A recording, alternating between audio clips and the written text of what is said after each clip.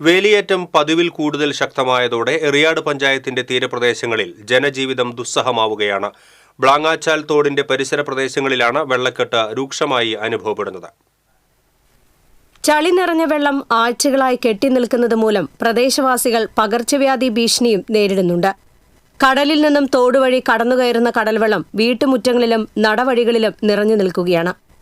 ഒരു മാസോ 2 മാസോ ഈ ചെളിയില്ലാണ്ട് വരുന്നുള്ളൂ. അല്ലാത്ത എല്ലാ പ്രാവശ്യവും കൊല്ലത്തിൽ ഈ ചെളിയും വെള്ളം തന്നെ ഞങ്ങൾ നീന്തി. കുട്ടികളായാലും വാഹനങ്ങളായാലും എല്ലാം അപകടത്തിൽ തന്നെയാണ്. ഈ വെള്ളത്തിൽ തന്നെ ഉപ്പും വെള്ളം കയറി കിടക്കുന്നത്. തോട്ടിലെ വെള്ളം മുറ്റത്തേക്ക് കയറണം. തോടിന്റെ സൈഡൊക്കെ ഇടിഞ്ഞ് നിൽക്കണ അതിൽ കൂടെ വെള്ളം സ്പീഡിൽ വരുന്ന സ്റ്റെപ്പ് വരെയും കയറി വെള്ളം വരുന്നത്. ബാക്കിലൊക്കെ അടുക്കള അവിടെയൊക്കെ പൊക്കം കുറവാണ്. അപ്പൊ അതിൽ കൂടെ ഒക്കെ വെള്ളം കയറുന്നു. സൈഡ് കെട്ടിത്തരാന്ന് പറഞ്ഞിരുന്നാണ് ഈ പൊയിലിന്റെ ഒക്കെ. പക്ഷെ സൈഡൊന്നും കെട്ടിയിട്ടൊന്നുമില്ല.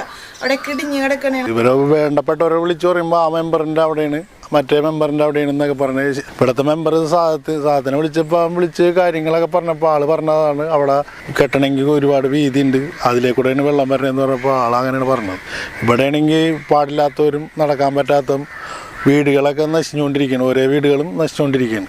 ബ്ലാങ്ങാച്ചാൽ തോടിലും ഇടത്തോടുകളിലും കാലാകാലങ്ങളിൽ തടയണ കെട്ടി വേലിയേറ്റത്തെ തടയുകയാണ് പതിവ്. കഴിഞ്ഞ 1-2 വർഷങ്ങളായി വൃശ്ചിക മാസം മുതലുള്ള വേലിയേറ്റം താരതമ്യേന കുറവായിരുന്നു. എന്നാൽ ഇക്കുറി വൃശ്ചികകാല വേലിയേറ്റം പതിവിലും ശക്തമായി.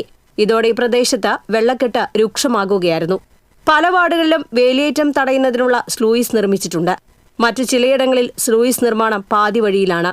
സ്വകാര്യ ഭൂമിയിലുള്ള ഇടത്തോടുകൾ മണ്ണിടിഞ്ഞ് ആഴം കുറഞ്ഞതും വെള്ളക്കെട്ടിന് കാരണമാകുന്നുണ്ട്. ബ്ലാങ്ങാച്ചാൽ തോട് പാർശ്വഭിത്തി കെട്ടി സംരക്ഷിക്കുകയും ഇടത്തോടുകൾ ആഴം കൂട്ടുകയും വഴി വേലിയേറ്റം തടയാനാകും. ഈ പ്രവൃത്തി കാലതാമസമില്ലാതെ നടന്നാൽ ദുരിതം ഒഴിയുമെന്ന പ്രതീക്ഷയിലാണ് നാട്ടുകാർ.